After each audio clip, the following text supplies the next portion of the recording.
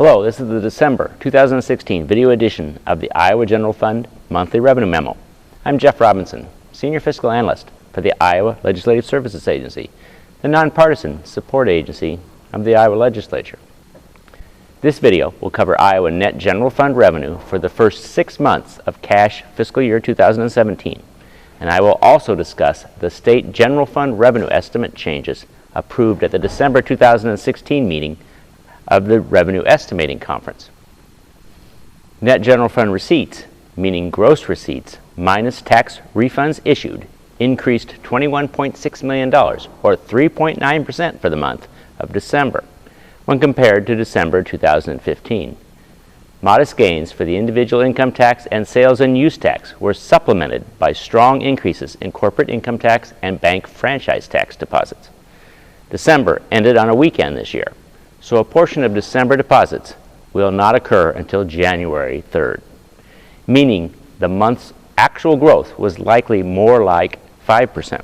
With the exception of the January 3rd deposit issue just mentioned, there are no significant known differences between fiscal year 2016 and fiscal year 2017 year-to-date accounting transactions at the end of December. Net revenue for the first 6 months of the cash fiscal year increased $42 million, which equates to a modest 1.2% rate of growth. Adjusting for the likely impact of the remaining December deposits puts the actual growth rate for the year so far at about 2%. This chart provides general fund growth on a cash year basis by major net revenue category. The timeline for the chart is July 1 through December 31st. The green bar on the right side reflects net revenue growth from all general fund revenue sources, and that is equal to $42 million.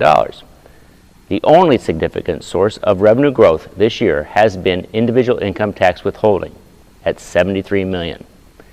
The only other sources of net revenue growth are the sales and use tax, up a minor $9 million, and a $12 million reduction in other tax refunds.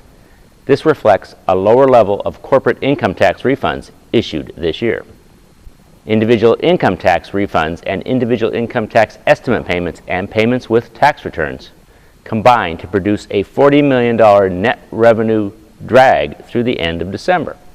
The Revenue Estimating Conference met on December 12th and lowered the October general fund revenue estimate for the current year and the upcoming fiscal year 2018.